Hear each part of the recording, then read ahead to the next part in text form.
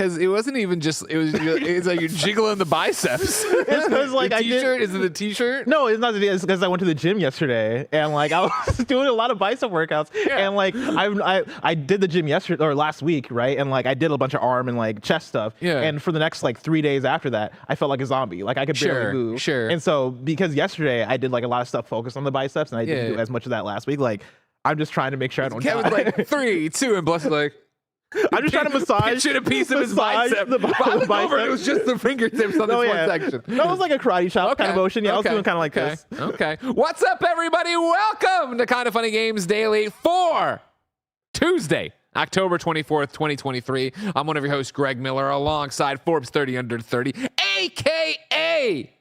the future class of gaming, a.k.a. the OK Beast, Blessing Adeoye Jr.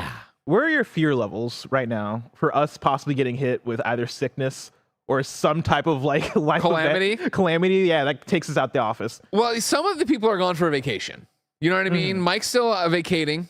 Joey's coming back from a quick little vacation. Then you got the rest of people who are dropping like flies, whether it be, you know, whatever, COVID, something else attacking them, whatever. I feel like we've made it through the rain. You think so? Now, does this... You already pulled out of it. Does this increase my confidence of like, this meet and greet's a great idea? Oh, yeah. Yeah, no, like yesterday I was like, no, I'm not doing this for a podcast thing. I'm sorry. You gotta officiate a wedding. That's so the thing is like, I'm really trying not to be sick to the point where now I'm pulling out of things that I really want to do, right? Like I'm pulling out the Square Podcast thing. Halloween weekend is this weekend. And I'm like, are you not doing anything at the Halloween weekend?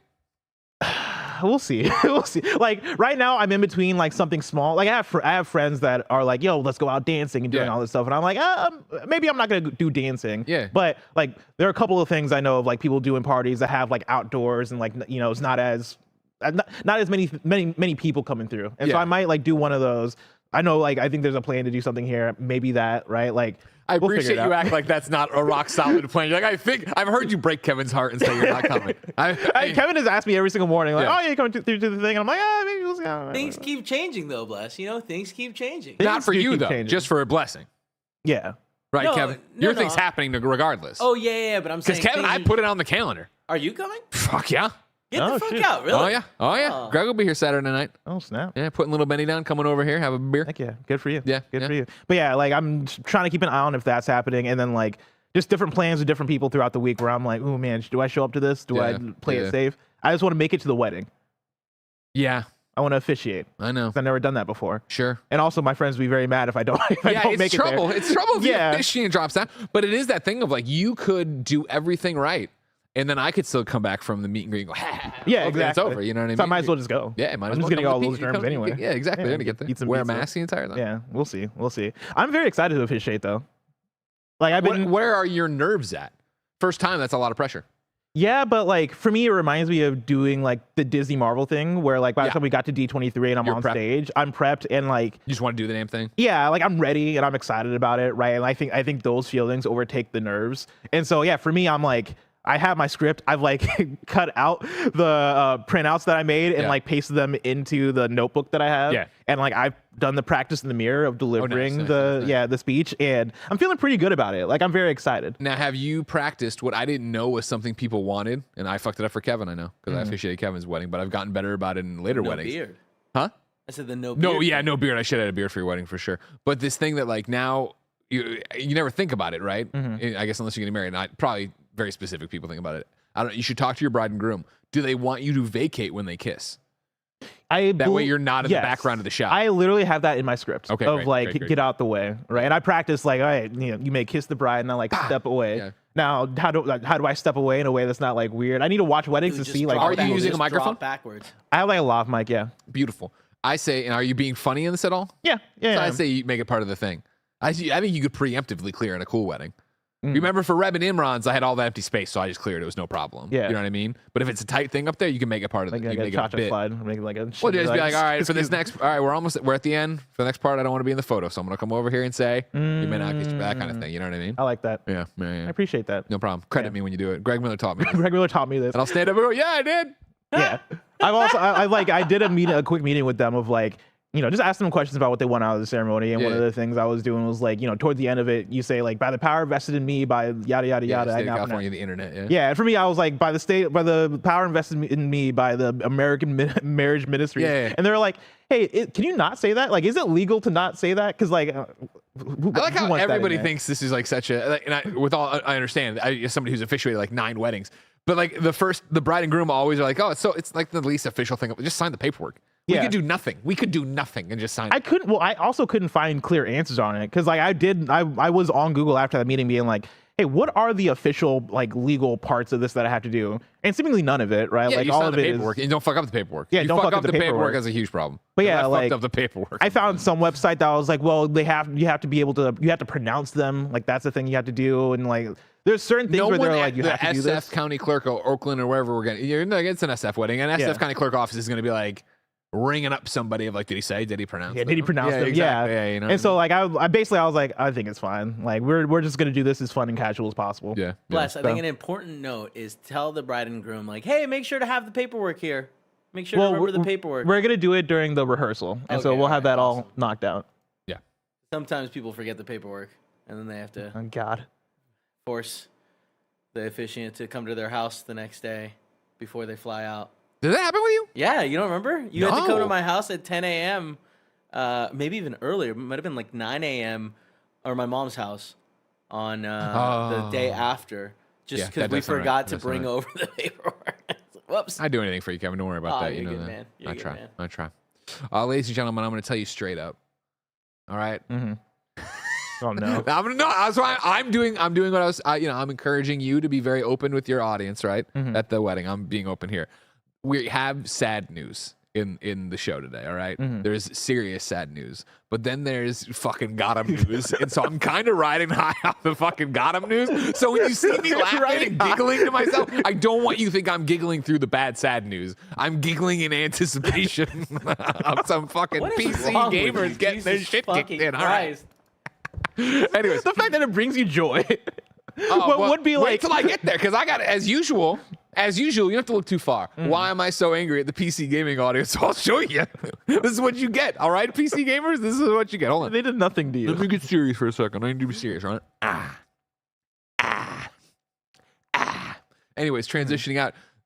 There's been layoffs at Media Molecule, which is very sad. And then Metal Gear Solid Collection's got a bunch of PC problems. And we'll talk about so much more because this is Kind of Funny Games Daily. Each and every weekday on a variety of platforms, we run you through the nerdy video game news you need to know about. If you like that, be part of the show for free by writing into Kinda Funny Games Daily's show by writing into kindafunny.com/KFGD. It was a smooth cover.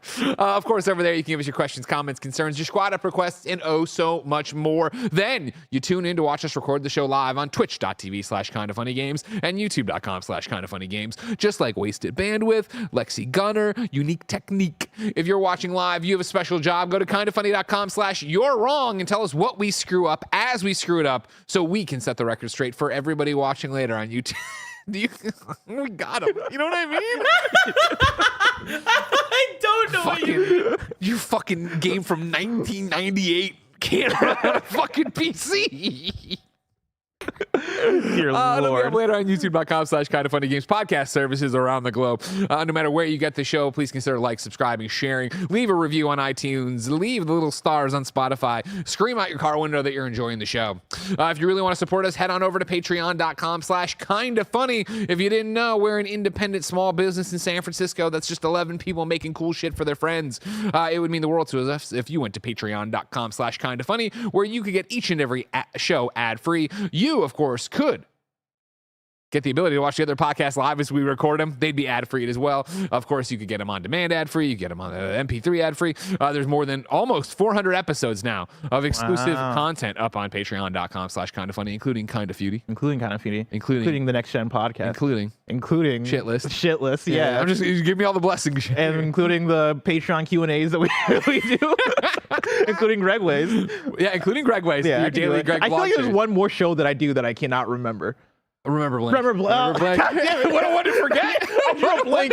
I drew a blank on remembering. I'm having a lot of fun today. That's all up on patreon.com/kindafunny. Keep the lights and mics on. Some housekeeping for you. We're throwing a meet and greet fundraiser for Extra Life. Well, actually, Square Pie Guys is throwing us a meet and greet fundraiser for Extra Life. Come hang out with Kinda Funny on Wednesday, October 25th. That's tomorrow in San Francisco.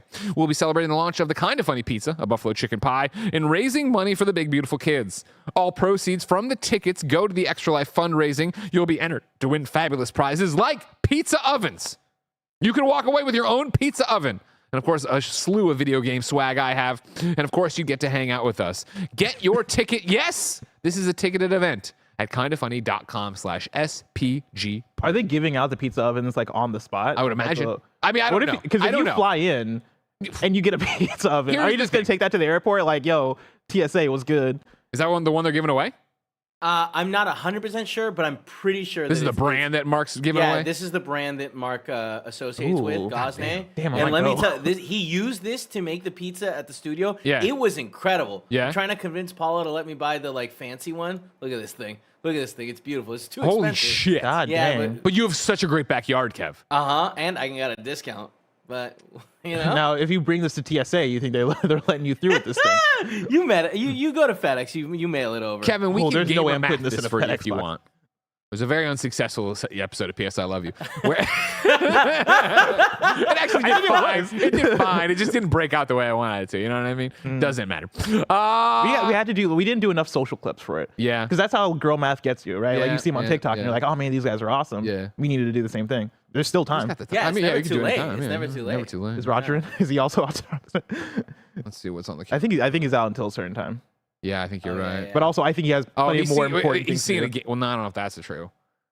That he has more important things. He's singing for like in general. It's in general, yeah. Like, he has better. I thought edits. right now he's seeing a video game. All right. Yeah. This is What video game is he seeing? I can't tell you. I can't you're tell like, you. Well, I mean, who cares about this? Oh yeah, you're right. You're right. I'm just saying, these are breadcrumbs we're sweeping off the table. Keep the rats happy here. You know what I mean? It'd be real funny when like Roger comes on one of the shows to do the preview. People are like, "Wait, that's what you're talking about?" No, first off, because we'll clearly be wrong, but then they'll be like, "Oh, well, Greg said it, so that makes sense." Yeah. Anyways, on top of that housekeeping, I wanted to say happy anniversary to MidMax. MidMax is celebrating 4 years today. Ben Hansen and the team do a lot of great work over there. Go support them while you're on Patreon. Patreon.com/MidMax, and make sure our joint custody of Janet continues. They make a cameo in the Roper Report. Oh, really? Yeah, it's gonna be very exciting when you get there. Oh, I'm very excited. Yeah. Thank you to our Patreon producers, Jedi Master Deadpool and Delaney Twining. Today we're brought to you by BetterHelp, but we'll tell you about that later. For now, let's begin the show with what is and forever will be the Roper Report. Time for some news. 5 items on the Roper Report. A baker's dozen. Kevin, that was awesome. That was a great baker's dozen. Number 1 on the Roper Report. PlayStation layoffs hit Dreams developer Media Molecule. We go to Tom Phillips at Eurogamer. Staff at UK developer Media Molecule have today been told to expect job losses, with around 20 staff expected to be laid off. That's around 15 to 20% of the overall studio. Good luck, have fun, but that's what it probably spells out to. Yeah, I imagine. GLHF reported. I'm not familiar. Is this a website? I believe so. I can double check. This might be a UK thing. Maybe a YouTuber for them. Adding the staff were told the news at an internal meeting held this morning. Eurogamer has contacted PlayStation for comment.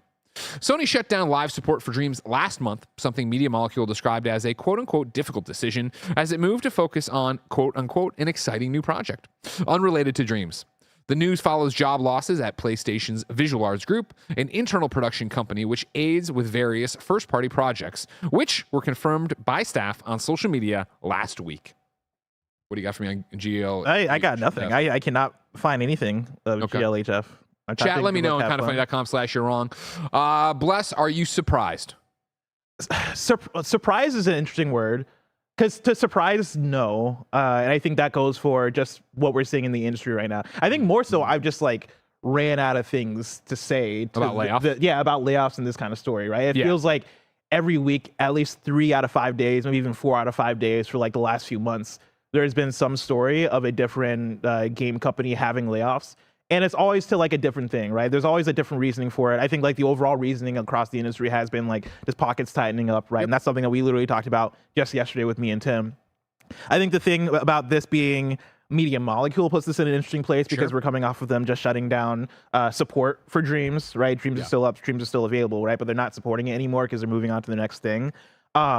We talk a lot about PlayStation, obviously, because we're on PSLV, and we talk a lot about what Media Molecule means to PlayStation and how do they fit, right? When they aren't the kind of studio that's making a Spider-Man or a God of War or a Last of Us, right? Like they're a studio that is like a PS3 era, like, hey, we are making these weird, creative, quirky type games that have carried through, right? Like Little Big Planet, I think still is a name that you say to people and they're aware of it, of what it is, right? Like they've heard of Sackboy, they've heard of like Little Big Planet and stuff, right? But Dreams being their PS4 title, being something that was a bit more ethereal, harder to grasp, harder to market, and like didn't have this breakout audience that like came through and supported it widely as compared to other PlayStation things, right? Like I think that puts them in a weird place. Yeah, for me, they are a studio out of time. Right, and I don't mean that they've run out of time. I mean that they are a studio that was so clearly part of the PS3, PlayStation ecosystem, DNA. This is what we are. Play, create, share. Because remember, it was fucking Little Big Planet, SingStar, and then fucking Home. That was that GDC 2007 presentation where Phil Harrison was like, I'm talking about Game 2.0. I'm talking about what PlayStation is from here on out. And it was this celebration of quirky, weird little communities because that's what gaming was.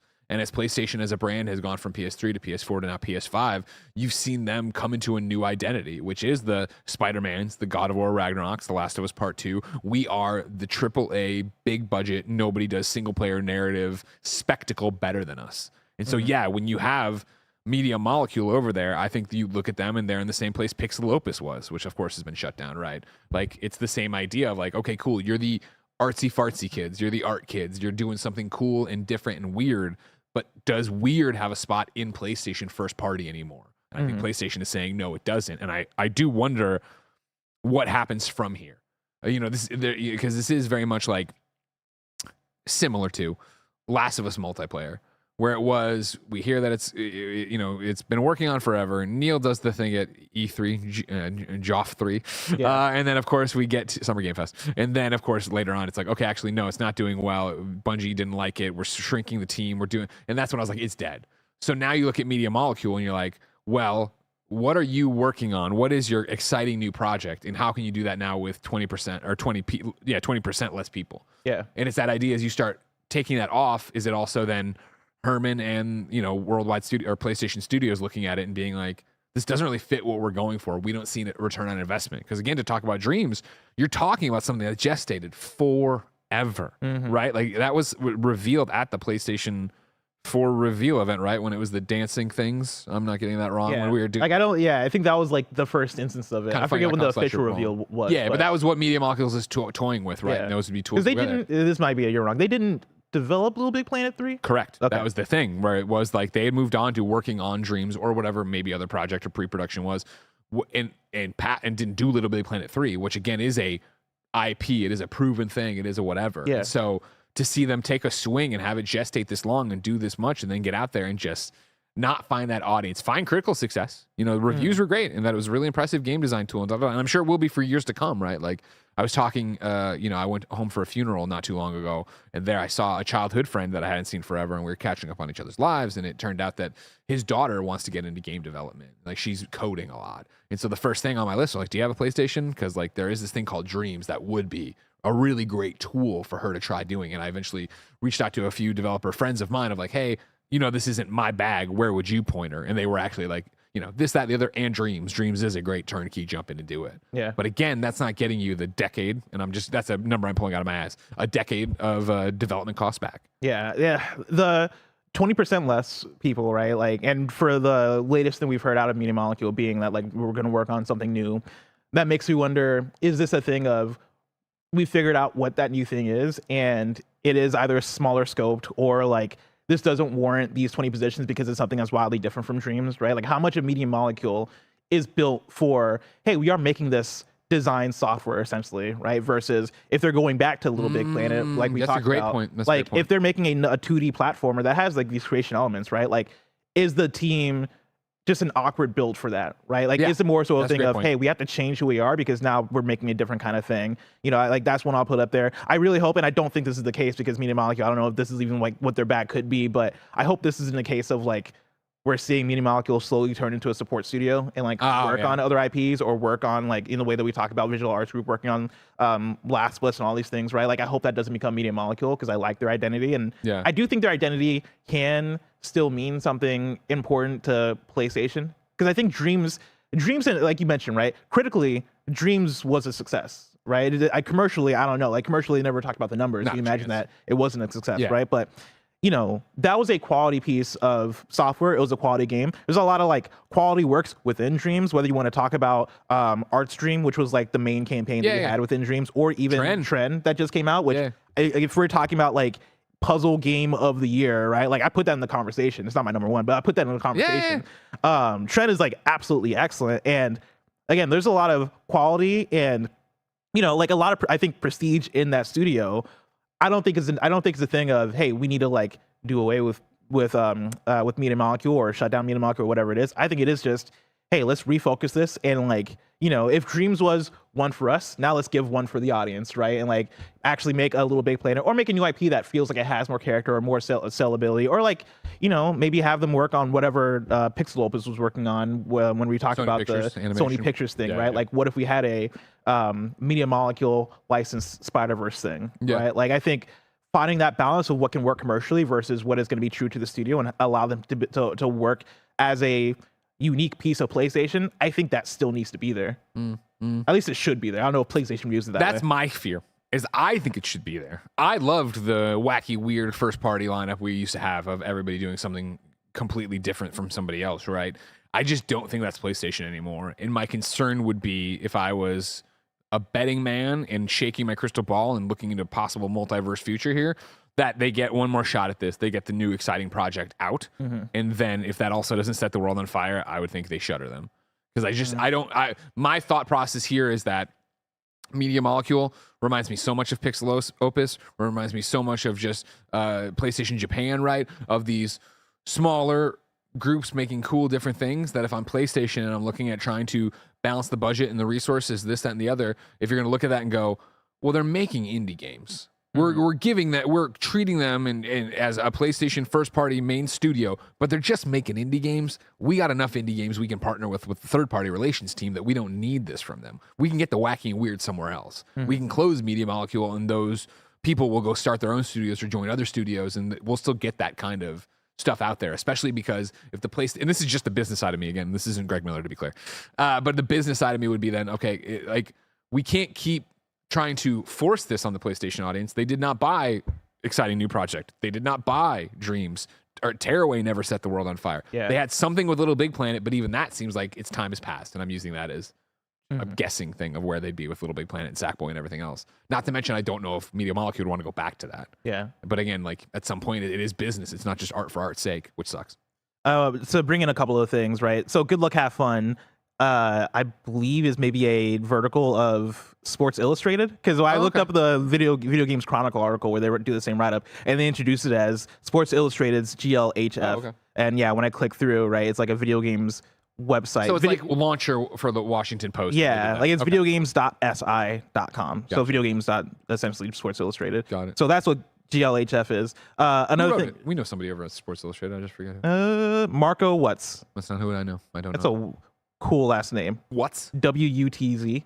Oh yeah, that's really cool. Yeah, that's real good.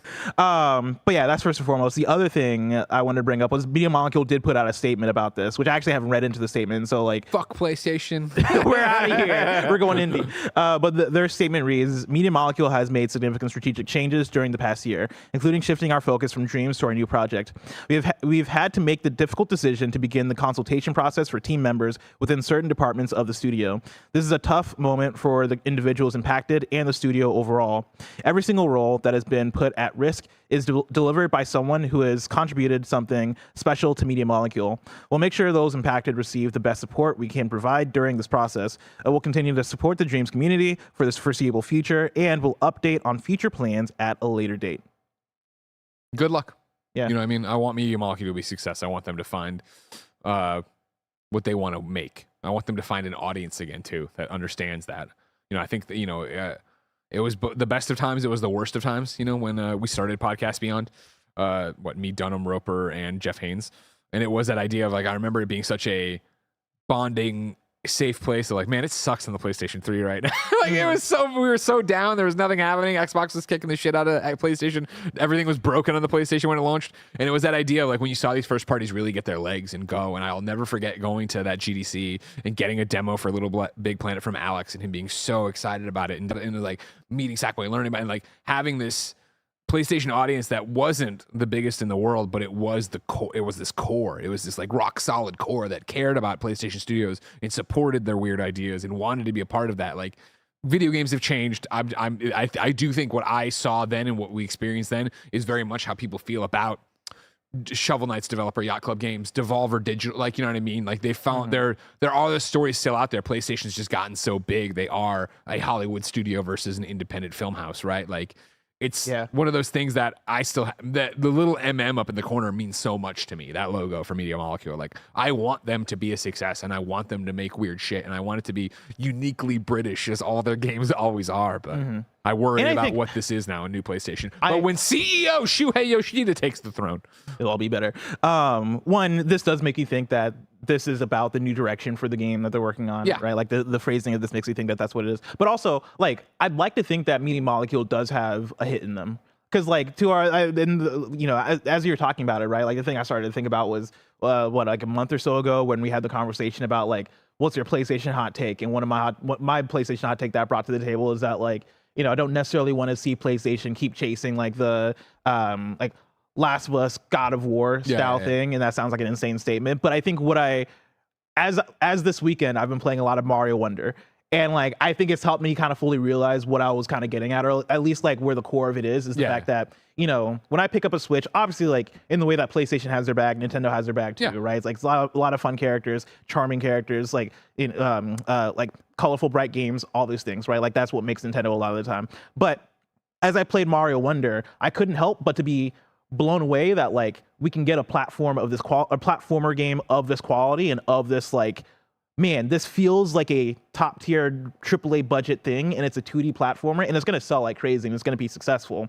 I look at PlayStation Studios. Obviously, PlayStation does makes that masterful quality thing with the third person action game, right? But I think for me, what I would like to see is Media Molecule come out and make something that would be able to compete with a Mario Wonder. I know that sounds fucking crazy because nobody's going to compete with a Mario Wonder, but one, I think Media Molecule has a lot of talent, and then also I think that then allows you to paint out your library as, hey, we're PlayStation, and that means we're Last of Us, God of War, etc. But that also means that we're Astrobot and like a Media Molecule and Returnal, and like I think there are so many avenues to make a big successful hit that aren't just a third person action game. And I think Media Molecule has that capability if you just give them the vision, right? Like I think all they need is like the right character, the right story, the right like whatever it is, and I think they could make that game, whether it is a platformer, right, or if it is a different genre. I think they have that creativity and level of quality in them, so I hope they end up getting there.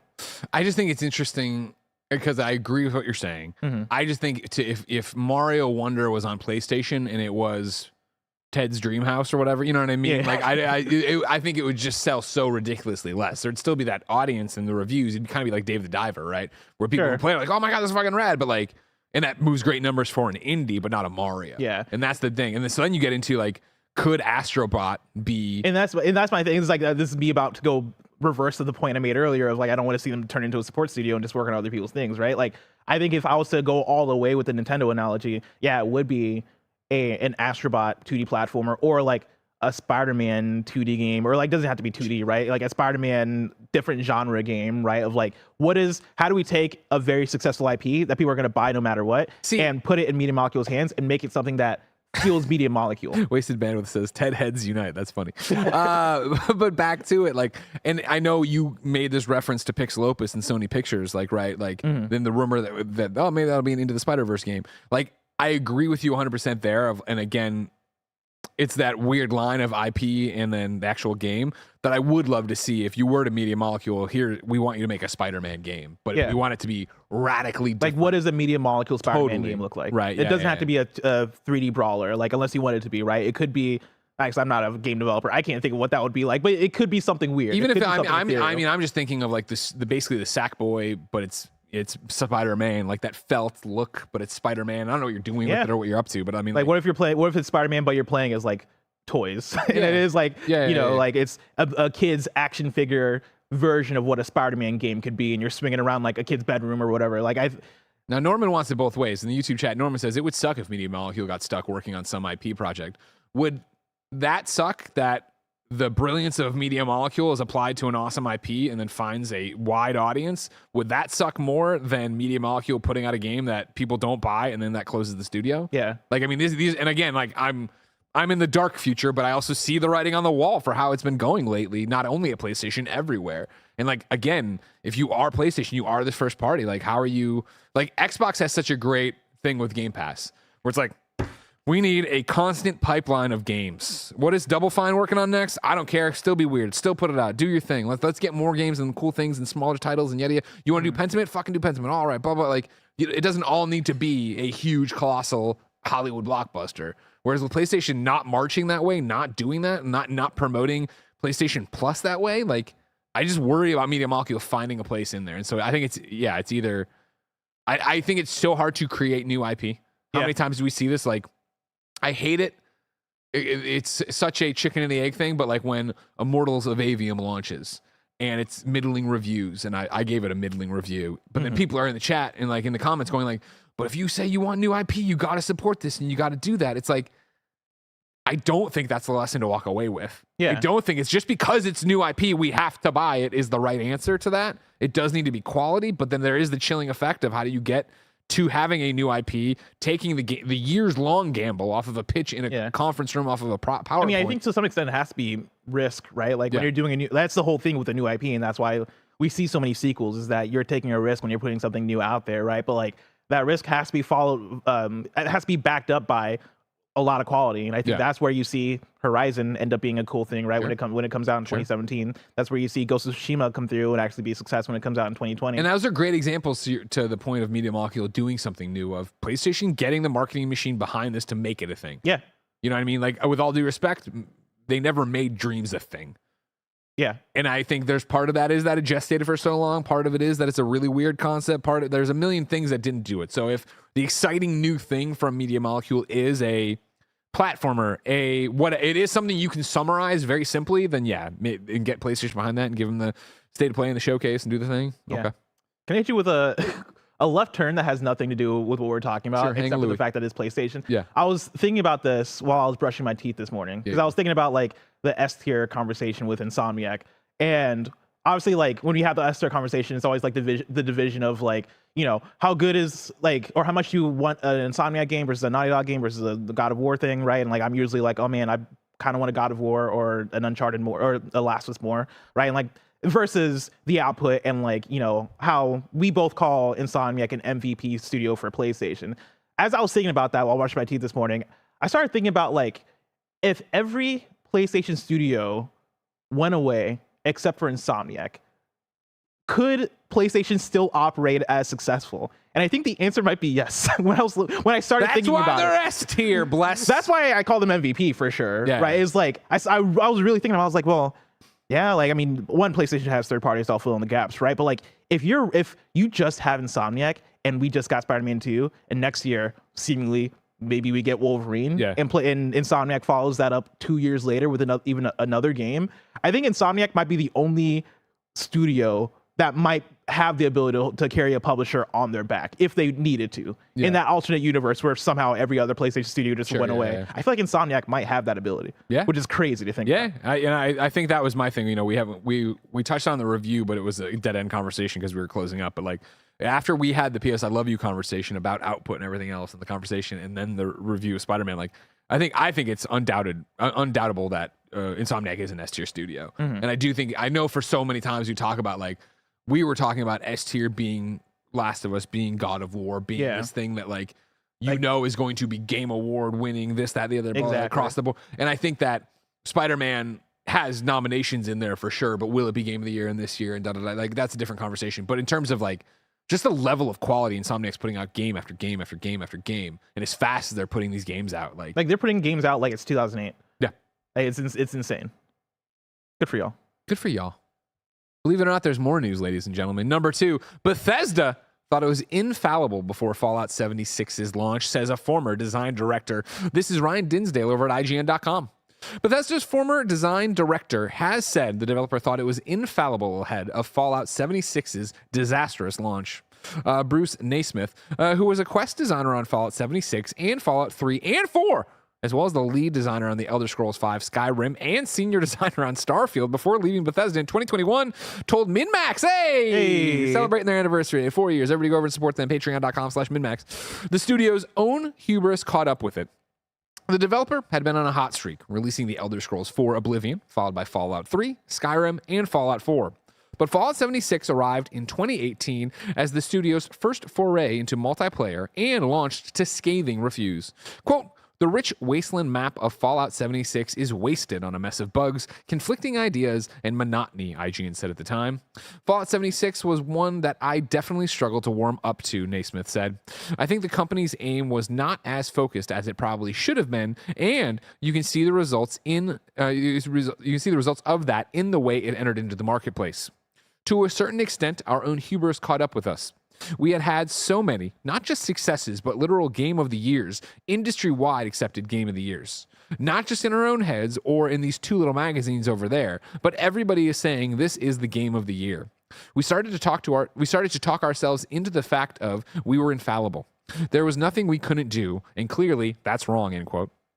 Naismith said it was the players asking for a multiplayer game that led Bethesda director and executive producer Todd Howard and the team to create Fallout 76 over any influence from executives. Having not developed a multiplayer game before, Naismith said the team didn't realize how different the process would be. Quote, it was like, it's going to be the same as Fallout. All we have to do is add multiplayer. And with those words, we started down a path that was not as successful as we had before because it's not just adding multiplayer, Naismith said. Turns out it was adding so much more, end quote. That's an insane amount of hubris. Like we got this. Oh, especially to be a seasoned video game developer, right? To put out like some of the most like highly regarded AAA franchises and go, oh, yeah, you want to make a multiplayer version? Yeah, we'll just add in the multiplayer. It'll be easy. Yeah. And then end up with Fallout 76. 1, that's insane. 2, I got a couple of questions for you, Greg. Sure. My first question is, do you believe the part of like, oh, this wasn't like a Bethesda, like big Bethesda, let's say ZeniMax, right? This wasn't like a big ask from the top ups, right? I do. I do believe that, especially because you're talking about Todd Howard and his team and how I think, you know, the failures and whatever of Fallout 76 and blah, blah, blah, blah. Jumping to Skyrim and however you feel about that Skyrim. But if you remember the awesome like state of play they did on it, right? The deep dive where they talked to all the developers and the passion all those devs had for what they were doing in Starfield. I do think that Bethesda Studios attracts that kind of developer. And I do think that they would be the team to get excited of. They do want to do right by their fans. And again, I know that's a loaded thing to say for many people, and even including Bethesda, but they do want to do right. So if you're seeing that idea of, and you're, again, put this back on the timeline to not where we are now, where it's like, oh, fucking live service, another multiple, oh, fuck. It was getting kicked around when people really were excited to get into online universes. What is going to be the next giant sandbox to go play and da-da-da-da. When you lay that out on a whiteboard and start talking about that, you can see where that actually sounds like it could be really fun. Hey, imagine if it wasn't just you coming out of the vault. It was 12 of your friends coming out of their own vaults, and this is happening, blah, blah, blah. Like, I can see where that would get exciting. You're reading the tea leaves on what's getting exciting in the thing. If you're somebody who's come to Bethesda to make Bethesda games, I'm sure you also want to put your stamp on it. You don't want to just make Fallout 5. You don't want to just make the next sequel. You don't want to make just the next Todd Howard game. You want to swing, and I'm sure, again, when you get there and you have a team and leadership that would be excited about this, you believe it, right? Especially when they're like, oh, it'll be easy to add multiplayer. Okay, cool. Like, I do buy that wasn't like the corporate board of directors, what was it, Robert Altman coming in and being like, we're doing this. This is what has to be. Yeah. It's just fascinating because, like, for me, the way it lines up with when we saw, like, Wolfenstein Youngblood and how we've seen Redfall, right? And, like, I think Redfall was one where they were, then the reports, they were like, oh, yeah, this is a top-down thing, right? Yeah. Like, to your point, Bethesda Game Studios, different beast from, like, a lot of the other studios within that Bethesda publisher, right, lineup. But, yeah, like, it's wild to me that we got Fallout 76 the way it was, just based on, and we've had this story before with like a Cyberpunk and with a Mass Effect Andromeda with the Anthem and all this stuff, right? Like it is, especially with an Anthem, that is like the very directly comparable one. But like, it is wild that we have such talented studios end up making those left turns and end up crashing that way. And I think a lot of it is just due to the hubris of, yeah, we know what we're doing. Like, we've done this before. Oh yeah, like we'll add in multiplayer. And to your point, I would have loved a very good Fallout 76. Like I was probably part of the audience that they're talking about when they're talking about like people asking for a multiplayer thing, right? Like I play Fallout and I'm like, yo, this could be fun to do with friends, right? Like and you know, again, we're talking about 2014 for Fallout 4? 2015. We're talking about 2015. Yeah, we had already started. Yeah. Oh yeah. For Fallout 4, I was thinking of 76. Sorry. Yeah. So 2015 for Fallout 4, and that is in that like Destiny is like now like has launched and is becoming a bigger thing. And again, we're seeing more of these types of games. And I've talked about it a lot, so I won't beat the dead horse. But it was that Fallout 4 was fun and great or whatever, but it was more Fallout. So I'm sure that if you're working at Bethesda, that's also not what you want out of this, right? You don't want to just be, oh, they made it Fallout 3 again. Like, no, fuck, we want to make something cool and different and whatever. My next question, and this is a speculation station joint. What studio do you think might be the next studio to like put out a Fallout 76? Oh, to fuck it all up? To fuck it, like a studio that is beloved, that is gonna put out a thing that is going to like taint the reputation in the way of a Fallout 76 or Cyberpunk or one of those. Yeah, that's a great question. And the problem is okay, done. Rocksteady. Okay. I guess you're technically not wrong. You're right in that. But like, I feel like that's already set in stone. Hey man, you said the next one. There it is. You know what I mean? Yeah. Okay, that's a good one. But it's like that. Even there, I feel like Rocksteady's damage has already been done. You know what I mean? Where it's, I feel like gestating, getting that thing, and then getting pushed, and like, okay, even when the game comes out, if it's a 5, if it's an 8, if it's a 7.5, that's my thing. And it's not going to be a Fallout 76. I'm going to eat my words. You want to know when's the next JPEG apology coming? Yeah, on Twitter. Like this is going to be me eating my words, but I don't know if Suicide Squad is going to be bad as like as Fallout 76 or Anthem. No, I mean, no, I don't think it will be that bad either. Like I think Andy's the one who's always sitting here going like, this looks like fun to play. It just doesn't look like a DC game, so I understand why you guys are mad, but it is what I want to do. Yeah, like I could see that getting 7s and 8s, which I know is upsetting to people. This is fun to jump into the chat for this, all right? Naughty Dog from Robert, but I would say, come on there to push that. I like this. Triforce Power says, Larian seems primed for this. No way. That, I think, is a ridiculous statement. Now, of course, I'm sure we would have said the same thing about CD Projekt Red and Cyberpunk at some point. That's true. Like, I do think that, like, where we are now, what you learn, all the fucking bodies that are behind us on this path, I don't think Larian would be the ones to be like, man, everybody loved Baldur's Gate 3 and a Divinity Original Sin 2. Yeah. So now we're going to rush. And they're the whole ones where they're privately owned too. They don't have to worry about the stock I think that's market. the thing that makes me a bit more secure with them is that they are like an independent studio, right? They're not owned by a publisher. They don't really have these hard deadlines that they have to hit. Gorilla, says Raphael. No. I mean, they're doing that with their multiplayer thing, I guess maybe. But again, I to launch something so broken, and I would point to why Naughty Dog I don't think will be the next one is because they already said, "Whoa, factions ain't the thing, man. This isn't that we're not going to force this to market." Yeah, and I'd imagine that Guerrilla would get the same grace if they're like, "Yeesh, this monster hunting co-op game we're building isn't that great." And Bungie plays it, they're like, "Yeah, it sucks." All right, cool. That's the thing is like I think. If this was a year ago and we were talking about it, maybe I would say a Naughty Dog. Because they're that studio that is on top of the world. I think they might have the hubris for it, right? Like I could see them going, hey, let's fuck around and make something crazy for our next thing. Let's fuck around and find out. But after all the reports about Last of Us Factions or the Last of Us multiplayer project, and how Bungie did the review and like they've scaled back the team and doing all these things, it makes me think that PlayStation has enough of like the checks where it's, oh no, but we're not going to let that happen. Right. Like even if Naughty Dog somehow got to the place where it's like, hey, we want to put this out, I don't think PlayStation would let them do it. Dropkick Tondo says Skull and Bones. Guys, you have to have a good reputation to fuck it up.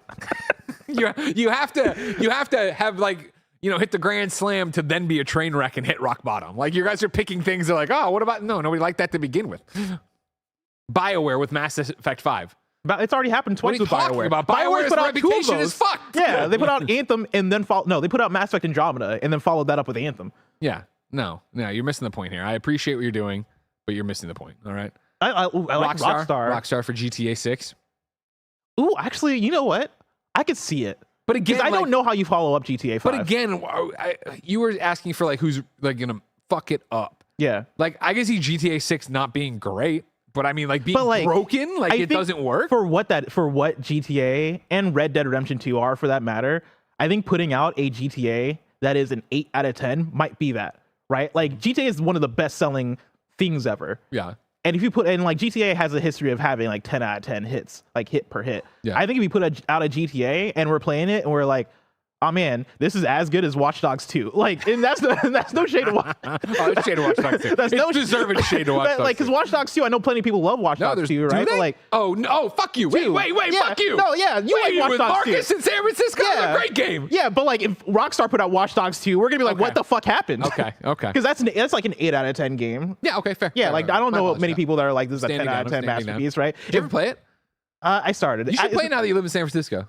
You know what? It's fun to drive around like everywhere. Yeah, for whatever reason, it didn't hit at first. I think that's just because like I'm such a GTA person, and that's my thing. Is I played enough GTA that I picked up Watch Dogs, and I was like, what's this shit? Yeah, I'm good. I don't need this. Ladies and gentlemen, we need you at patreon.com/kindafunny. Over on patreon.com/kindafunny, of course, you can get each and every episode of Kinda Funny Games Daily ad-free. You can watch us record all the other podcasts live as we record them ad-free, unless there's an embargo, wink, because there's a lot of those coming up still. Of course, you can get everything on demand ad-free as an MP3 and, of course, a video. You could get more. Well, you know what? You can get 400 bonus episodes of content since we launched the studio back in last year. I can't say October anymore because it is October, but you understand what I'm saying. Anyways, patreon.com/kindafunny keeps the lights and mics on. But right now, you're not listening to patreon.com/kindafunny. So here's a word from our sponsor. This episode is brought to you by BetterHelp. Do you ever feel like your brain is getting in its own way? I can't even count the amount of nights I lose sleep just because I can't stop thinking and my brain just won't stop talking. It turns out one great way to make those racing thoughts go away is to talk through them. Therapy gives you a great place to do that so you can get out of your negative thought cycles and find some mental and emotional peace. And it can give you the tools to find more balance in your life so you can keep supporting others without leaving yourself behind. Some of my best friends use BetterHelp and love how helpful it can be for learning positive coping skills and how to set boundaries. It empowers you to be the best version of yourself, and it isn't just for those who've experienced major trauma. If you're thinking of starting therapy, give BetterHelp a try. It's entirely online, designed to be convenient, flexible, and suited to your schedule. Just fill out a brief questionnaire to get matched with a licensed therapist and switch therapist anytime for no additional charge. You can make your brain your friend with BetterHelp. Visit betterhelp.com/kindafunny today to get 10% off your first month. That's BetterHelp, HELP.com/kindafunny. BetterHelp.com/kindafunny. Let me, this is an important one. All right. I gotta make sure I clear the airways. Number 3 on the Roper Report. Metal Gear Solid. I'm sorry, I'll get that. You got it. Sorry. Kevin, smoke me again. Number 3 on the Roper Report. Metal Gear Solid Collection is packed with problems on PC. This is Wesley Ian Poole at IGN. IGN has already reported on issues with the Nintendo Switch version of the Metal Gear Solid Collection Volume 1. Now, it's the PC version that's come under fire. The hotly anticipated collection launched today, October 24th, across platforms. But it's on PC where there appears to be the most issues. On Steam, the various games sold within the collection already have a mixed review rating, with PC gamers pointing out problems across the board. Redditor 1 Ocelot rounded up the worst offenders. Perhaps the most shocking is that Metal Gear Solid 2 and Metal Gear Solid 3 are locked at 720p internal resolution, despite the fact Konami advertises both games outputting at 1080p. Modders move fast to get Metal Gear Solid 2 running at 4K, but there are issues. Elsewhere, PC gamers have bemoaned a lack of display settings, with all games in the collection defaulting to full screen. Quote, don't purchase Metal Gear Solid 3 on Steam if you have a monitor with a resolution above 1920 by 1080, Redditor Arisen String 956 warned. Quote, the game runs at 720p, and half the time you're unable to alt-tab due to different resolution. Oh, my God, you can't alt-tab. You can't alt-tab. You can't alt-tab. No. Oh, That's like, when you're playing Spider-Man, you get the triangle circle. That's what that is on PC. It's alt-tab. You shit. can't even do that. That's crazy. No borderless or windowed options, and there seemingly is no way to edit the I'm not even making this up, ladies and gentlemen, an INI file to change the resolution. I'm sorry.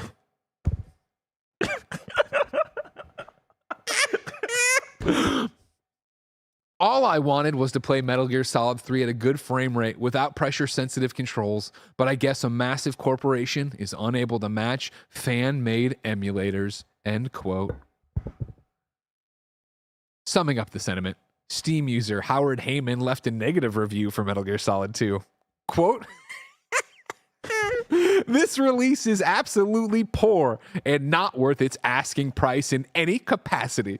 Upon purchase, you'll find that the Metal Gear Solid Master Collection releases have no options of any kind for PC players. No way to switch between windowed and full screen. Parentheses, this feature will reportedly be added on a future update. No way to switch resolutions. No way to change audio settings. No way to change the size or aspect ratio of the screen. No way to change audio settings again. No way to exit back to the menu while in-game and so on. Even the most mediocre of remasters offers the bare minimum I have just listed here, end quote. Greg, you played on console. Sure did. Does console have any of these issues? I had a great time. I don't know. Damn. I also realized I'm playing a PlayStation 1 game on my 83-inch television. I was like, yeah, I'm probably not going to scale up that great, but it looked fine for me. But this is again, the difference between console players and PC players. We sit down, we turn on our console, we play the game, we enjoy it. We'll talk about themes and performance if it's bad or something. But then, what we do is we turn it off. We go talk to our loved ones. Whether they're in the house with me, whether you're calling them on the phone, then you go out with your friends. You know what I mean? You already talked about dancing for Halloween. You're officiating a wedding because people love you that much. You know what I mean? I don't use this often. You go out, you touch grass. You go out and experience life. However, if you're a PC gamer, you fucking buy this old ass game and you put it on your $5,000 rig with the coolant, with the nice motherboard, with the GPUs and the GXTs and the RXTs and the RKYs, and you say, you know what? There's no way this will go wrong. So you just roll over because it's just one folding table. You roll over to your toaster oven. You open you open up your freezer. You get out your little Tostino pizza rolls. You put them on there. You clock them. You roll back over. You catch your breath because you're winded from all this exercise. All right. You make sure your blackout curtains have just taken out every one of your mom's basement windows, right? You do one of these, you knock the Cheetos loose from your beard, you know what I mean? You sniff yourself and you say, I showered last week, I don't need to do it today. And you fire the game up, realize the INI file ain't right, and then you spend 30 minutes doing a dissertation as a Steam review. Kevin, toss up the tweet I have right here. Ladies and gentlemen, I bring to you Exhibit 91452. In my case against PC gaming and PC gamers. Over the weekend, IGN tweeted, we all love our mouse and keyboard, but it's not ideal for all situations. For those of you who need a gamepad, here's our list of best PC game controllers. I quote tweeted it and said, this is Sunday morning. I quote tweeted it Sunday morning.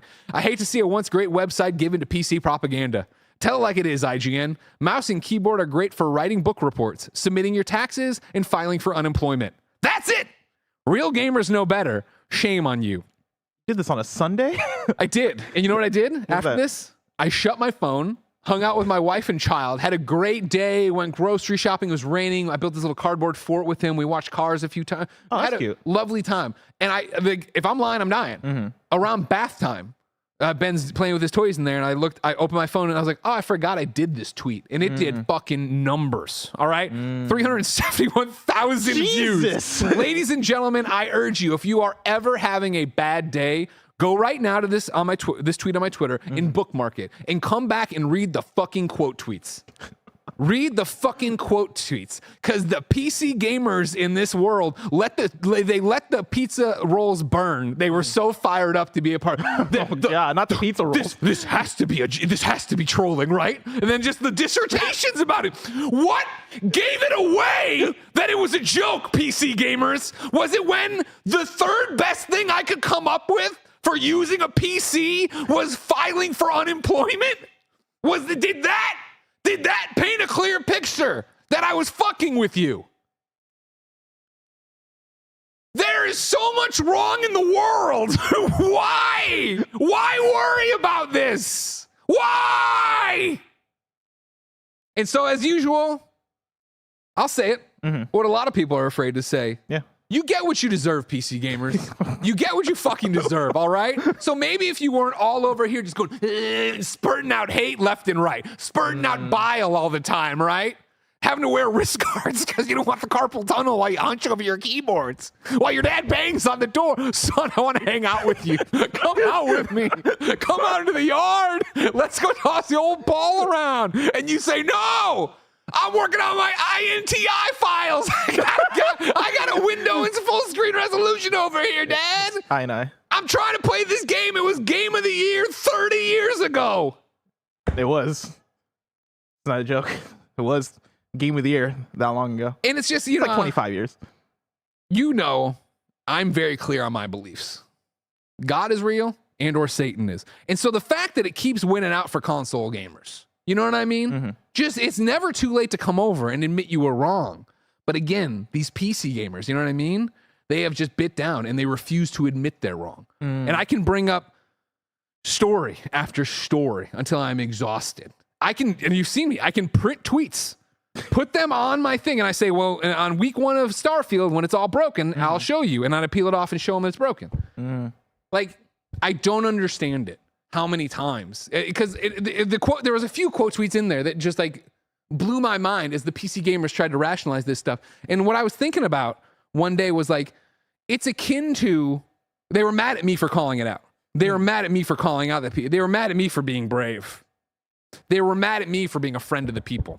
And what I'll tell you, PC gamers, is when you want to get mad at me for speaking the truth, just think about PC gaming and the problems you guys have and take it one step over, and I'll tell you the exact situation. I'm at a party and everybody decides to drink bleach. You think I'm not going to say, hey, maybe you should stop drinking bleach? You think I'm not going to speak up about it? You think I'm going to say, you know what, I'll respect your personal choices? Because people are always like, oh, Greg, why you got to come at PC gaming like this? When I see the accident happen, when I see the train on the way to hit the car, I feel like I got to warn people. Fair. But they still want to reject my message.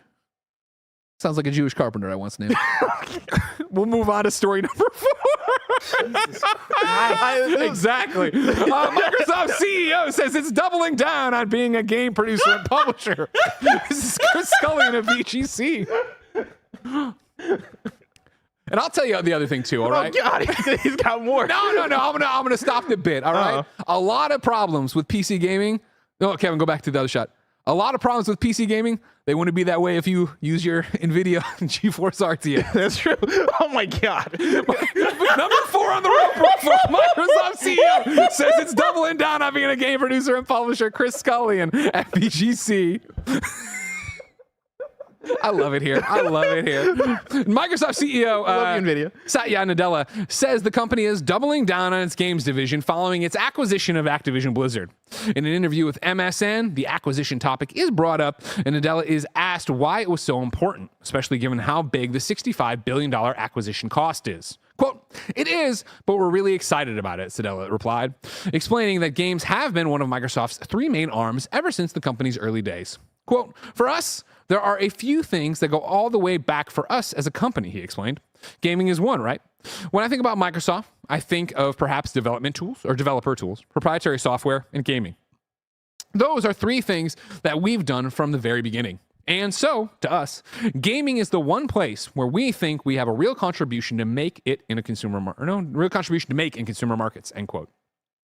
Nadella went on to explain that games are only becoming more popular with each new generation, and that the Activision Blizzard acquisition puts Microsoft in a stronger position to cater to growing demand. Quote, so we're looking forward to really doubling down both as a game producer and a publisher. Now we'll be one of the largest game publishers and also as a company that's building platforms for it, end quote. By acquiring Activision Blizzard, Microsoft now has become the second biggest game publisher by revenue, behind only Chinese company Tencent. I always forget Tencent is like Can't forget them. Yeah, like they're up there, right? Like one of the highest earning. They are up there. Companies. Cool. Like this is one of those ones where it's like, how much is this news versus Satya Nadella like doubling down on the fact that, hey, like I believe in Xbox and we just made a big acquisition and we're gonna keep being Xbox. My one thing here is like I like the idea of him / them doubling down on the game producer / publishing side of it, because like I think for me that is my biggest want and need out of Xbox, right? Like I would love to see Xbox step up and be like, all right, cool. We've set the table. We've got the most developers in the world as a publisher. Now let's like be known as one of the best publishers, right? Because like you have the foundation, you have the vision, right? Now it's about the execution. What does the future of Activision versus Bethesda versus Xbox Game Studios, right? Or just Xbox Game Studios, if that's what you want it to be. What does the future of that look like in terms of being a publisher that we put up there with like the best publishers, right? Like even if you want to compare it to a Nintendo and PlayStation of, having that vision and having like the pipeline to make sure they're seeing all that stuff through, and the way that we talk about Nintendo having Mario, Zelda, all this stuff, right? PlayStation having God of War, Last of Us, all this stuff, right? Xbox obviously have the IP and they've had a history of putting out great games, but now you're bigger than ever. Let's see what that output looks like on a quality level. And again, I think this harkens back to, honestly, the Media Molecule story and PlayStation Studios doing something different and a different idea. I do think that Xbox needs those smaller games, and I do think that does give Xbox the chance, and they already are, I would say, but the real chance here to own that idea of games are art and we are incubating art. They could steal a page from PlayStation and be the PlayStation Studios of the PS3 era. That is like, yep, we have all these studios, and yes, you are going to get Diablo 5 and Overwatch, and you're going to get Halo, and you're going to get Gears, and you're going to get all the giant fucking things, but you're also going to get these really awesome, smaller experiences like Hi-Fi Rush. Exactly. That we are able to sit there and say, no one else can do this on this level. This is the, even when you're talking about acquisitions, like this could be part of Microsoft's DNA of like, yo, when we acquire you, the idea is that we take the boot off your neck for having to run the HR and all the stuff and worry about money. And on top of that, we want you to make the big games, and then we want you to have a team that's making smaller stuff. We want you guys to have palate cleansers. We want you to get in there and really make what is cool, because we need cool stuff for Game Pass in general or outside of the big tentpoles. Yeah. Make Ted's Adventure. Make Ted's Adventure. I got a great pitch for you. His name's Ted, and he goes on an adventure. Whoa. Number 5 on the Roper Report. There's snakes involved. Ransomware group responsible for massive Capcom leak arrested. This is Taylor Lyles over at IGN. Nearly 3 years after Capcom fell victim to a massive leak that saw thousands of personal data compromised and the premature reveal of games such as Street Fighter VI and Resident Evil 4 Remake, international law enforcement has finally apprehended the ransomware group responsible. Spotted by Video Games Chronicle, the European Union Agency for Law Enforcement Cooperation, Europol, announced it had taken down the ransomware group Ragnar Locker. Europol said law enforcement from 11 different countries worked together to arrest a quote-unquote key target from the group in Paris last week and searched his home located in Chechnya? Is that right, you think? Czechia? 5 additional suspects located in Spain and Latvia were interviewed, according to Europol. In November 2020, Capcom confirmed the breach impacted more than 16,000 people, and that financial information and sales reports were compromised. A few days later, Capcom disclosed the hack. A few days after Capcom disclosed the hack, IGN independently confirmed that some leaked data included a list of then unannounced games planned for the release of the next several years. I'm learning a lot right now. About the Czechia is the same as the Czech Republic. Oh, okay. Yeah, this is another way of saying it. Okay, excellent. That's good news for me.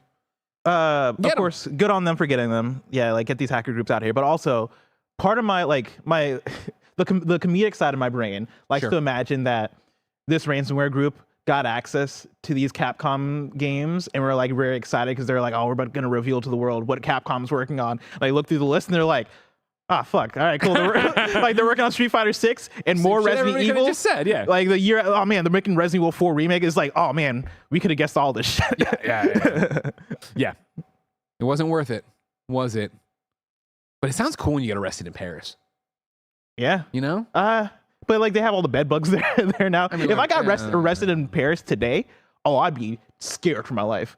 Just in there with a bunch of bed bugs. I mean, the bed bugs are like everywhere-ish. You know what I mean? Aren't they everywhere? There was that thing where New York was infested with bed bugs too. Yeah. But like they're on the buses in Paris. Like I heard it's pretty bad over there. The Paris ones are like also, I think they're like, you can't just kill them with poison. You gotta bake them out. Yeah, the Paris. I feel like Paris is at the level that New York was like what, a decade ago, But I think that they're more resistant to pesticides because of the baguettes. I mean, it's just a different strain. Parisian Cologne. blood. And The like cologne's firing them also, up. they were doing the fashion week. Yeah. So like, And a bed bug came down in one of the dresses. I mean, it's around the world. Soon you'll have. Is it the idea of like because of Fashion Week they're coming back and bringing them here? Because like all those people are from New York and LA. Yeah. Stay away from San Francisco. Yeah, I was gonna say. I had like boo-hoo, Anthony Carboni has a bed bug. I don't care. I like literally on my Instagram story, like a friend that lives in San Francisco, I saw that they went to Paris, and I was like, "Don't come back, stay over there." Because if I see one bed bug in bed bugs in my are such a pain bedroom, in the I'm gonna ass. freak out, dude. Yeah, I do not like those I could not things. deal with that. I could not deal with that. No, Remember when you were a kid and don't let the bed bugs bite? You didn't realize they were actually a fucking thing. I thought they were like quicksand, where it's like, okay, but I'm not actually gonna run into quicksand, right? And like now I'm hearing stories, and I'm like, ah, shit, they're a real threat. Yeah. They're out here. Okay, and then Kebabs points out, but what if they were ticks, Greg? It'd be a much worse problem. It'd be a much worse problem. But like, do ticks have infestations like bed bugs? I mean, they give you Lyme disease. Yeah, but like you're not gonna worry about like a bunch of ticks being at home, right? I mean, if you got to go outside, in the tall Hey, grass. you go for a hike. Oof. Yeah, but like that's Cecil's got them before. if I had to Hundreds of them eradicate on 'em. one of the two from this earth between bed bugs and ticks, I'm eradicating bed See, I bugs. feel like it's that bed bugs are super fucking annoying, but they're not gonna like ruin your life. I mean, they're Yeah. gonna ruin your life and your mood of like I gotta throw away my couch and shit. Yeah, Yeah, like, it's like thousands of dollars potentially to like get your whole house like. But again, if Eat it you like an if you get the Lyme disease though, you can't go out in the sun. You're Not a tired all lot the of time. How people take often are Lyme people disease getting- serious, I know yeah. they don't. I've been saying this for years. And maybe this People be, listen to me on this. They don't listen about the people. this might be me not taking it seriously enough because I've listened to the podcast where you talked about Thank the you. ticks and all this stuff, Yeah. so I know how seriously you take Lyme Yeah. disease. But like, how often are people getting Lyme disease from ticks? I mean, often. Like really, like often enough that I should be scared? Here's what I'll tell you. I was watching a documentary, right? Mhm. Shania Twain. Remember her? Yeah, I remember. remember Shania? Yeah. And this is, this is within the past year and a half. And like, it's one of those, whatever happened to Shania Twain, right? Like she was fucking crushing and kind of went away. She's telling the story about it all in her documentary, right? And her voice started to go and like, oh man, what happened to your voice? Lyme disease. That's what it is, all right? Wow. Lyme disease isn't the silent killer, but it's the silent I'll fuck you up. You know what I mean? Yeah. Like you don't think about it. Were you silent or were you silenced by Lyme disease? Hold on, let me get some Lyme disease numbers for you here, all right? Lyme disease numbers. That's something, right? Lyme disease. Lyme disease is the most common vector-borne disease, parentheses, that is, a disease transmitted by mosquitoes, ticks, or fleas. It was Vector Miller the whole time. In the United States, in recent years, approximately 20,000 to 30,000 confirmed cases of Lyme disease per year have been reported. In the United States? Yeah. I stand corrected. Yeah. And remember, of course, that's reported. Yeah. A lot of people aren't reporting, they get it wrong. There was a whole, back in my day when I did my big old Missouri. Wait, when you get Lyme disease, are you reporting it? Like, how do you even I mean, a lot of report people it? are Go like, to the I mean, doctor. I think a lot of people, Just go to the doctor? Yeah, you Okay. find out, oh, that's what it is. Other people probably like, oh, like, like, especially because it's more of a like a hikey, outdoory thing. I Yeah. think a lot of people, I'll wait for this to clear up kind of thing. And they're Yeah. just tired a lot. You know what I mean? Then they turn into a tick. Kevin, this might be a question for you. Do doctors report all their numbers? I believe so. Yeah. Yeah. But it's like Interesting.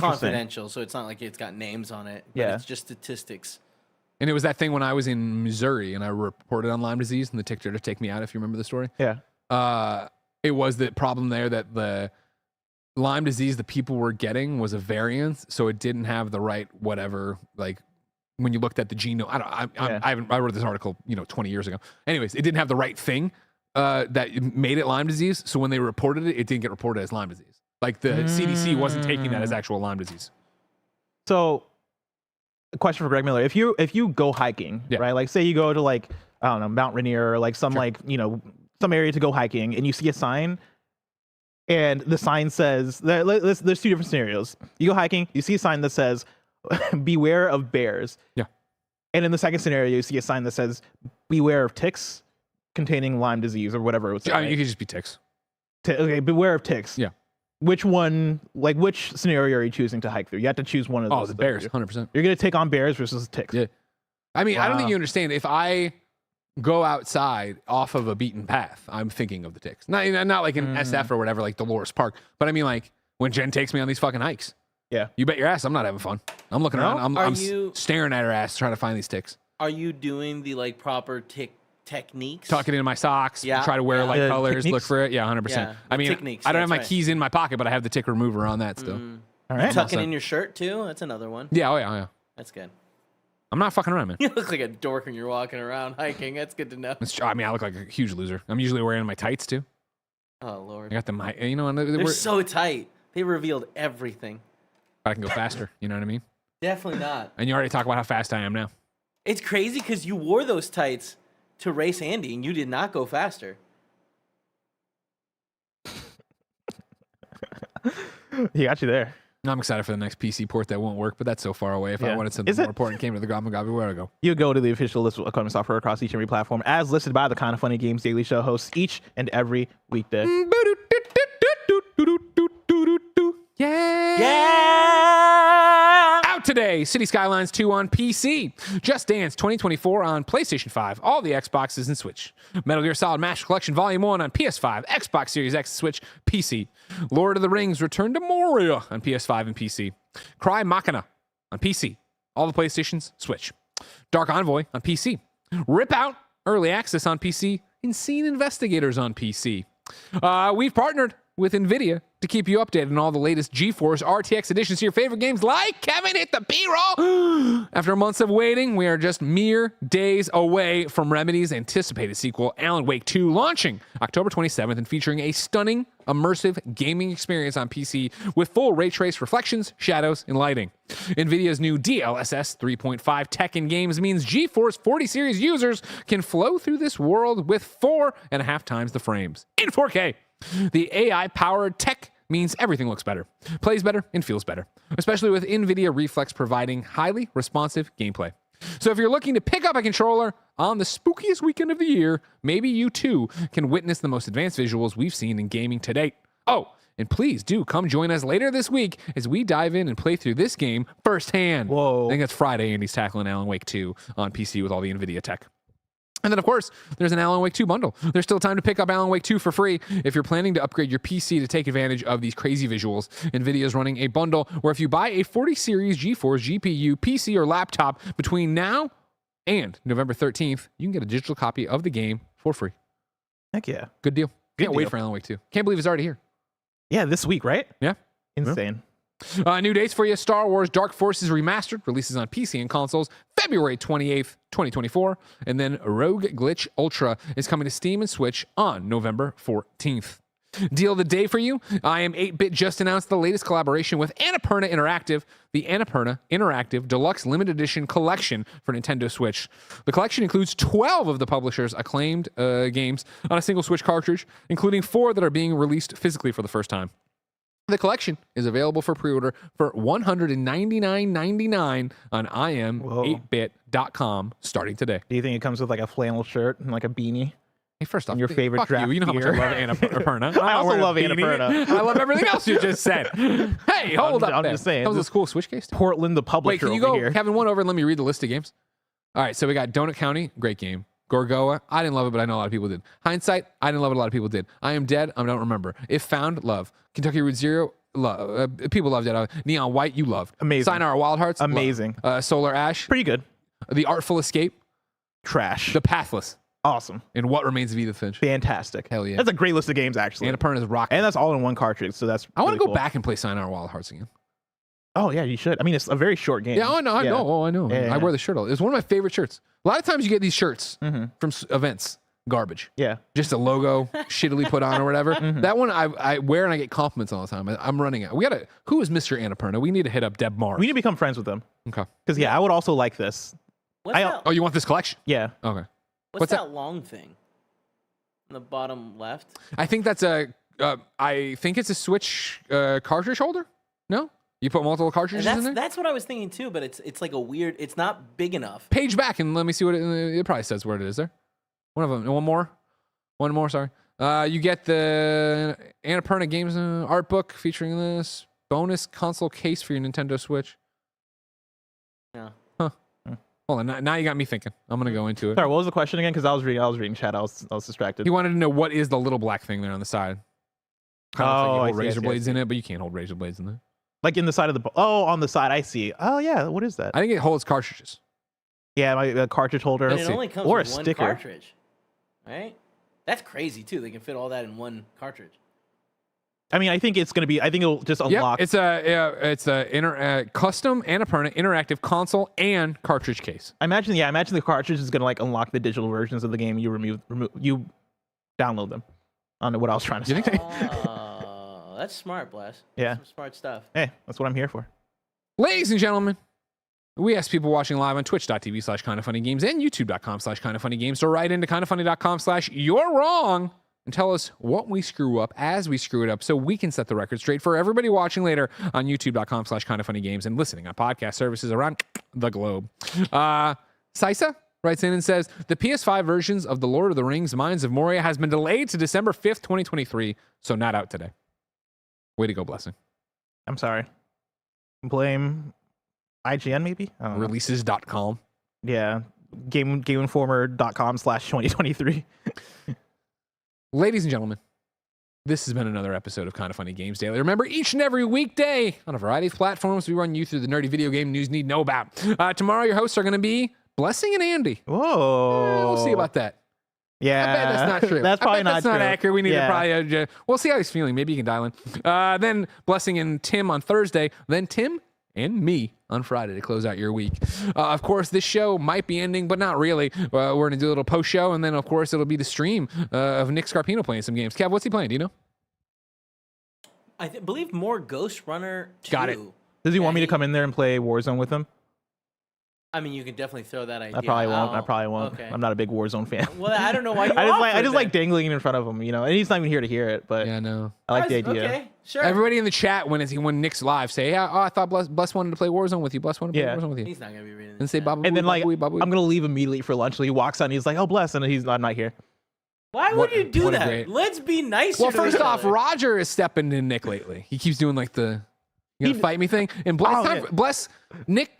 And not me. Not me. Nick talks so much shit about you on the Kinda Funny podcast. Of course he live does. right now. And it wasn't me. That's live right now. Yeah. The new one. Yeah, the one-on-one, me and him. I tried to okay. defend your honor. All right, I'll take it. Let I'll take it. My favorite was and I meant to say this to Roger, but our conversation got lost as it always does with Roger. But Nick talked about how Roger would do the step up thing to him, and Nick was like, it is the most unthreatening thing ever. And I found that hilarious. Ladies and gentlemen, get the show. YouTube.com/kindafunnygame. Podcast servers around the globe. Patreon.com/kindafunny. You know it. You love it. Thank you so much for your support. Like, subscribe, share. We got a post show to do. We got more streams to do. We got embargoed things to review and talk about and all that jazz. But until next time, it's been our pleasure to serve you. Game publishers or game developers who could put out the next garbage. the next garbage game or the next dud. Somebody brought up From Software, and my heart imagine? just shattered into a million pieces just thinking about it. I think that would shatter my world if From Software somehow put out a terrible video game. Yeah. Or a 6 out of 10 video game. An okay video game, honestly. Can you imagine? I mean, it's just even crazy to think about. Yeah. Just because they've done nothing wrong for so long. I also think so long. And maybe people can give me better examples, but I feel like it's more of a Western thing. A Western developer thing. I'm not thinking of many Japanese devs who come through, and I'm sure it happens, right? But on the scale of a How would you feel about Andromeda- Square Enix? Well, yeah, but I mean, it's just yeah. I guess yeah, you're right. You're not wrong. I guess there have been not great Final Fantasy 13, but was that unexpectedly bad? Final I Fantasy feel like 13? it's such an interesting question because you're ooh, Platinum. That's a good one actually. But Platinum is also up and down, right? Platinum has a reputation of good Platinum and bad Platinum.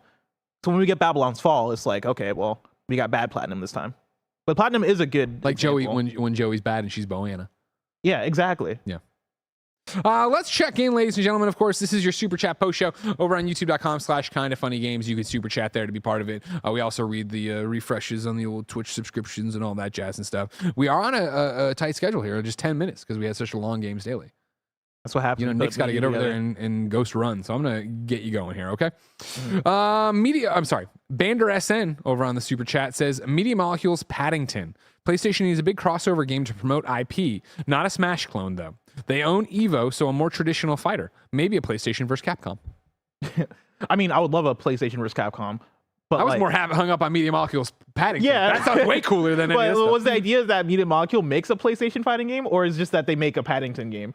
I do believe it was them. Or that they- I that think they are in the Paddington. middle of it, Bander transitioned from the Paddington pitch to then PlayStation. Gotcha. Because I was still on the Media Molecule Paddington thing. So is is Paddington a character in the fighting game? Yeah, why not? But I mean, wait. Okay, so when he says Media Molecule's Paddington, are we saying they are the Paddington of PlayStation, or they make a Paddington I game? think he's saying they make Paddington the way Insomniac makes Spider-Man. Is Paddington a Sony IP? No. Well, that I don't know, actually. I want to know. I want to know more about this Bander SN.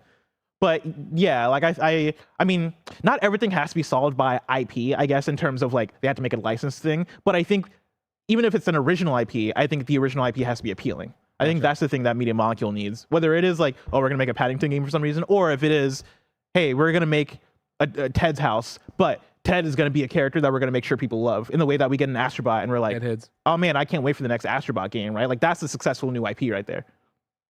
As if that doesn't help me at all.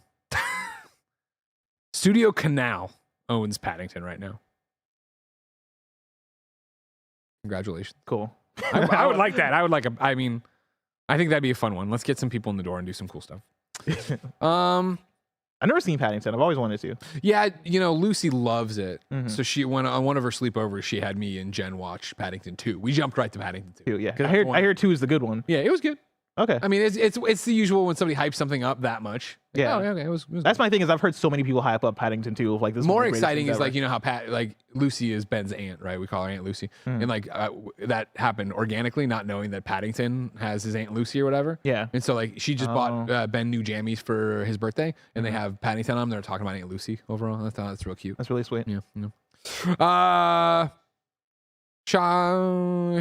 if it was Chaseley says it's not Sony not want indie games. They didn't sell. Yeah, I know. Yeah, I think that's what we're saying. I know. Yeah. The Sony wants what's going to make them money. Yeah. Street Shadow says, and this is all YouTube super chats. I know we are all on the Shuhei for CEO train, but assuming he doesn't want it, parentheses, I think he likes being closer to indies. Who is your backup choice?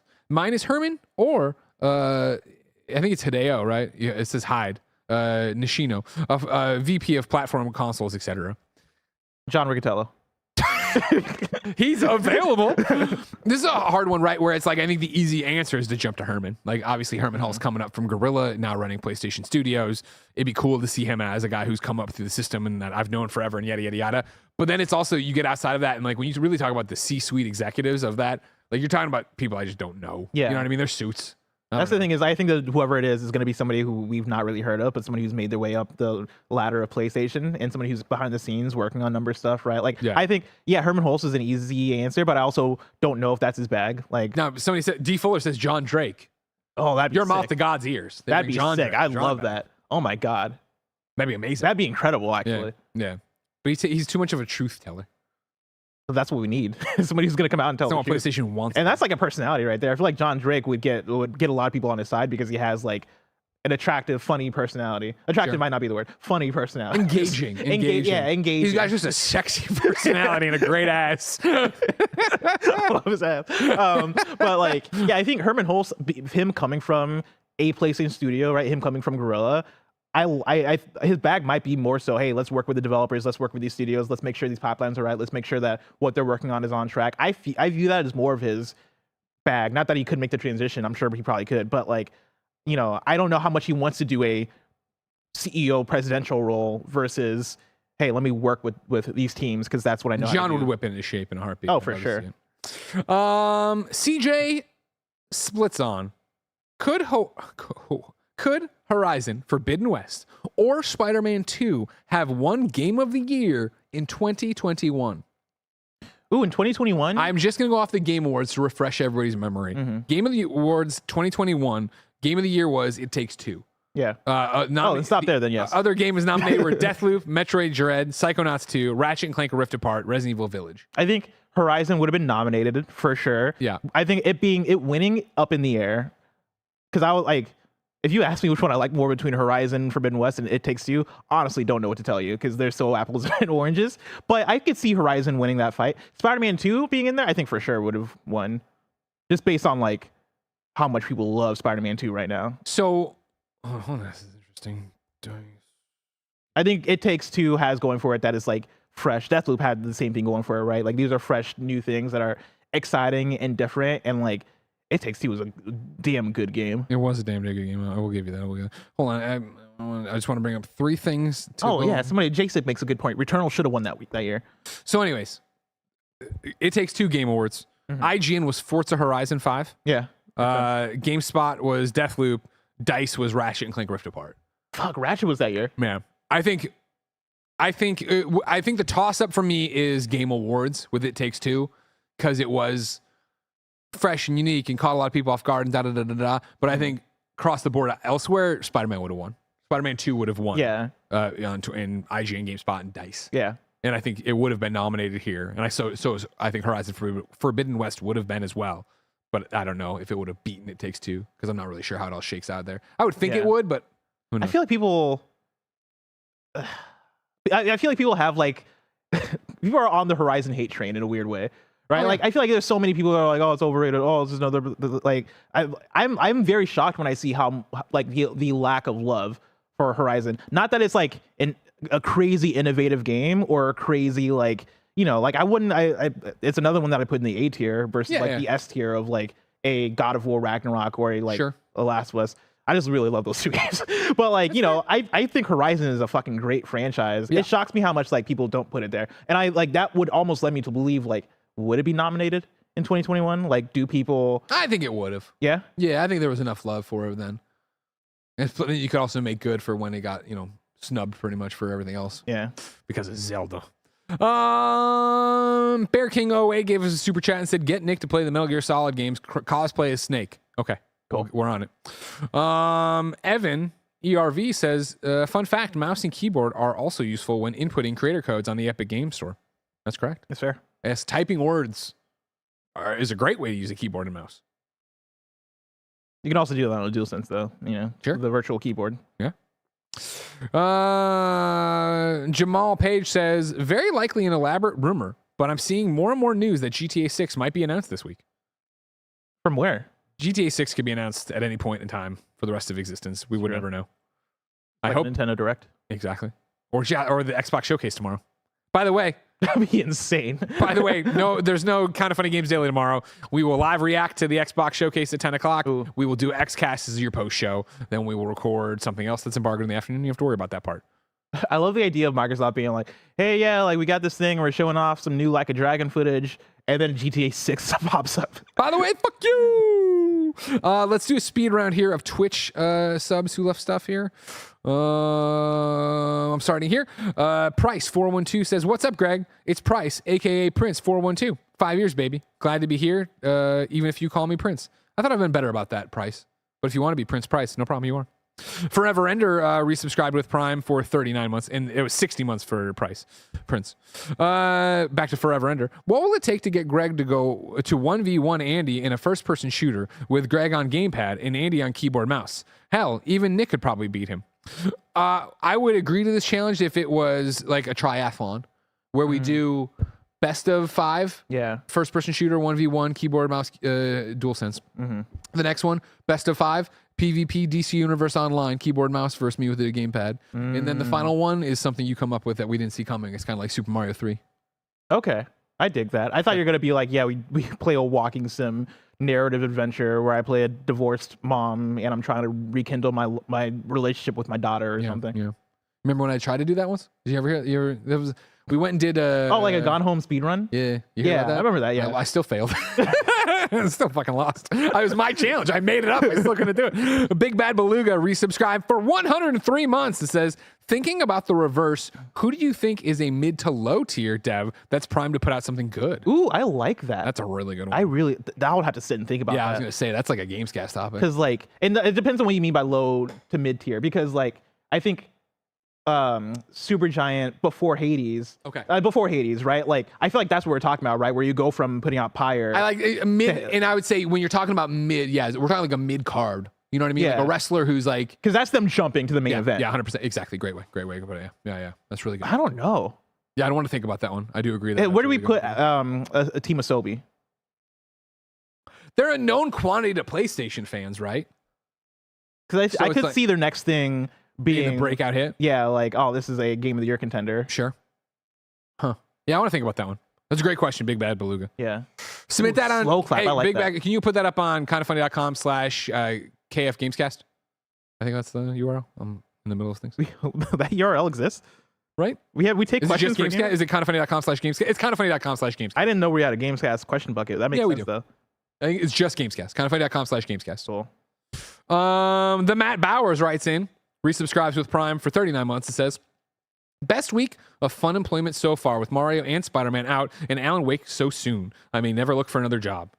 If you don't look for another job, Matt, you won't be able to buy more games. So you got to feed the beast that I think way. Matt might have been the person who wrote into the question bucket asking which game should they play first if they want to smile between Mario Wonder and Spider-Man 2. I would say probably Wonder, right? I mean, I mean, I smiled a lot during Spider-Man, but I also cried. yeah. I did not cry during any of the Wonder I've played so far. Brandon says, when do we get news about PlayStation's non-live service future offerings? Lot to look forward to. I would imagine Game Wars breaks the dam with something cool. Yeah. And then we go from there.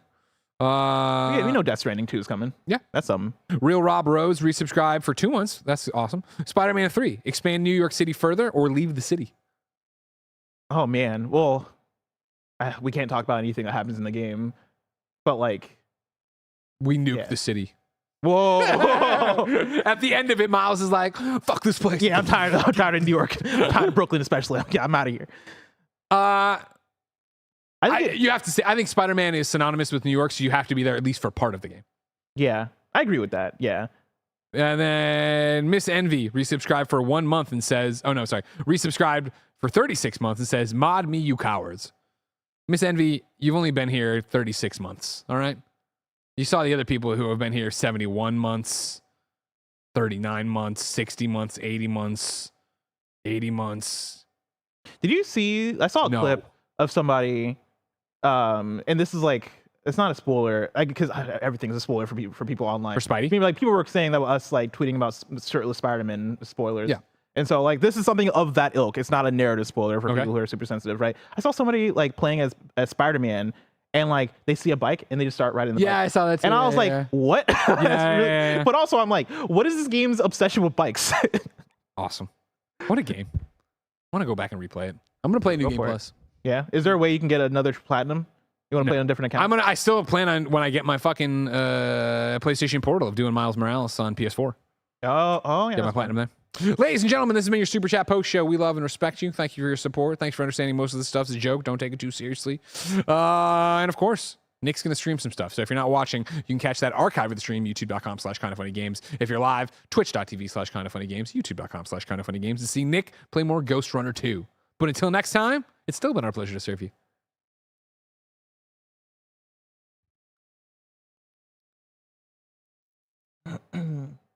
Great stuff. good stuff. Oh, just good. Okay. It seems to.